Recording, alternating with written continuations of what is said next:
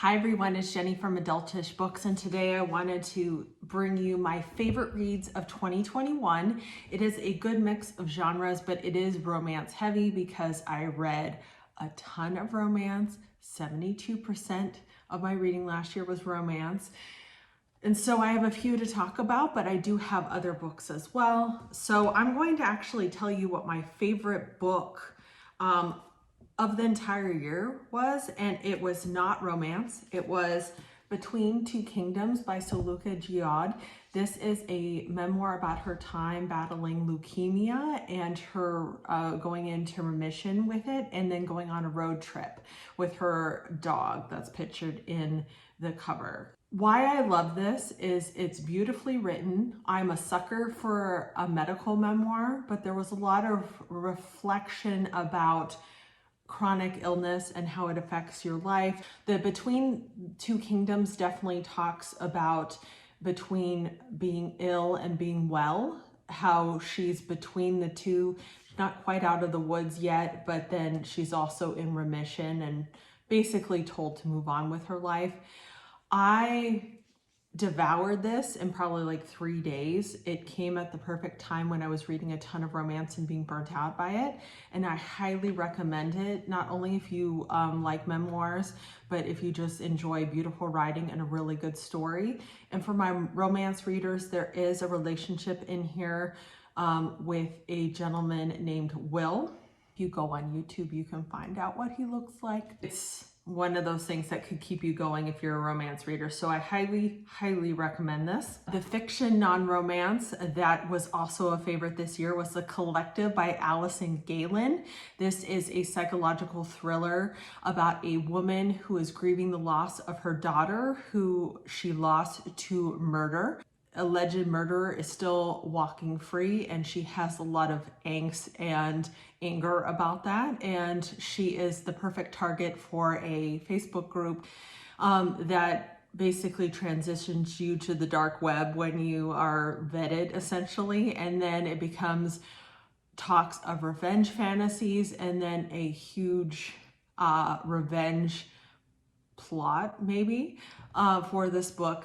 If you have been reading a ton of slow burn, long books that have meandering paths and long descriptive passages, and you want the complete opposite of that, pick up The Collective.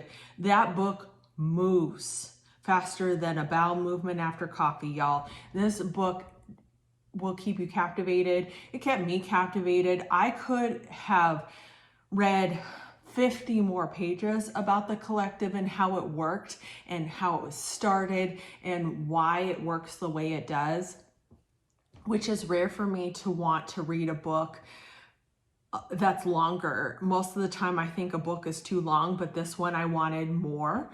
I do not have my copy anymore. I did get it through Book of the Month, and you may be able to still get it as an add-on. And I passed it along to a friend. I mailed it to her and she read it in one day. And it ended up being her favorite book of last month in December. It's addictive. It's the book equivalent to crack cocaine. If you are into psychological thrillers, I highly recommend that one.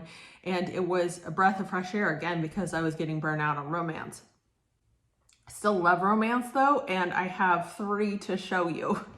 So my favorite indie published book that was romance of last year was Steel King by Devney Perry.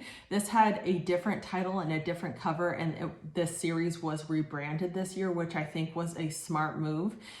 So this book starts the Clifton Forge romance series. It is romantic suspense, where it has a good blend of mystery as well as romance. So this follows Bryce, who is the town reporter, and she is looking into the motorcycle gang that is no longer around, and she's trying to determine what happened, why did they disband. The motorcycle gang now owns a local garage that refurbishes cars and does other maintenance on vehicles. And she starts looking into it, and Dash, who is the son of the leader, and her have great banter and then fall in love within this book. When I tell you I was captivated by this book, I was 100% invested. What was hilarious about this book is I received it for free and it sat on my Kindle for a year. A year. I can't believe I went that long without knowing about this author. This author is now an autobiography author for me. I'm trying to get through her backlist, but I do not binge authors very well. I need a break, you know, just because I like variety and I get bored of one author style for too long. But this book is fantastic, and it's one of the few romantic suspense books that is actually great on the romance and the suspense portion. So I highly recommend you give this a shot and the series a shot. It's 6 books and it is complete.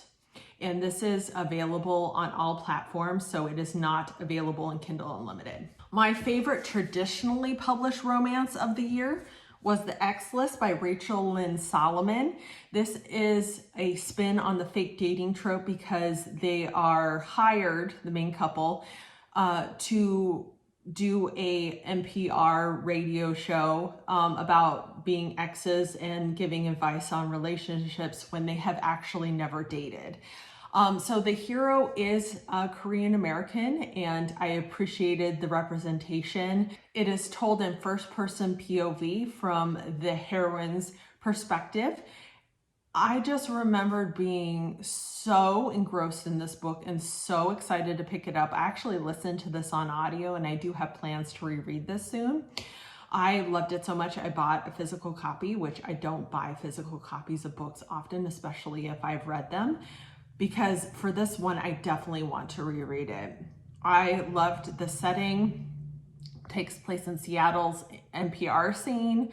I loved the characters. I loved how the story moved. If you got frustrated by the love hypothesis and how long it took for the hero to tell the heroine how he felt, this book is like an improvement on that. And I do like this more than the love hypothesis, but it does have a lot of the same DNA. I highly recommend this book. I do write romance under the name Jenny Bunting, and I wanted to share my favorite book I wrote this year. So this is Hubby. This is the 4th Here in Lilyvale book and the finale to the series. Why this is my favorite that I wrote is because this book was incredibly difficult to write. It overlaps the first 3 books of the series. So you do see this couple, Dan and McKenna, in the background of the first 3. So here, Hustle and Home, you see them doing things in the background and completely lying their faces off about it. And this is their story. So the hero is Dan, who is probably my most beloved character to date by my readers. Everybody loves him. He's a short king. He's 5'4.5", and his heroine in this book, McKenna, is taller than him. I don't see that a ton in romance where the heroine is taller than the hero, and I don't see short heroes that often, so something different. This is a trope buffet, so it has everything. It has secret dating, marriage. It has a little bit of fake dating. It has brothers, best friend. It has a lot of things. I don't recommend you start with this book. I recommend you read the rest of the series before you get to this book, but it is like dessert for people who have read the full series because you really do appreciate what I did. So it sounds so pretentious, but this book was incredibly difficult to write because I didn't have everything figured out when I wrote the first 3 books. And then I had to figure it out what I did to myself when I wrote this book. So it's very difficult. I love the characters. They're some of the best characters I've ever written. And I really, really recommend you pick up the series, and if you're into it, just keep going and then finish with this book. Thank you so much for watching. Tell me what your best books of 2021 were, and I will see you in my next video. Bye guys.